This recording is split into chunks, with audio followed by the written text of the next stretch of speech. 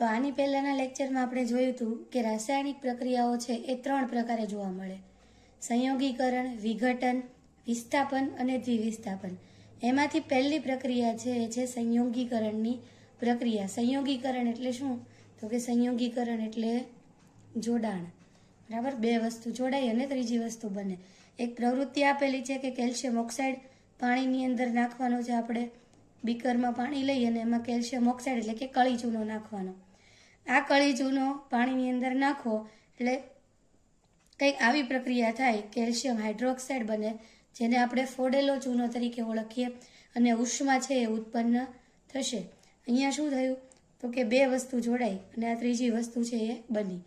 સાથે સાથે ઉષ્મા ઉત્પન્ન થઈ એટલે કે ગરમી ઉત્પન્ન થશે અથવા તો ઉર્જા ઉત્પન્ન થશે.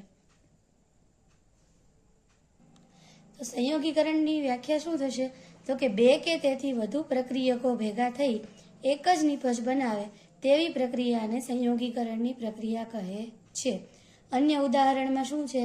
તો કે કોલસાનું સળગવું. કોલસો એટલે કાર્બન.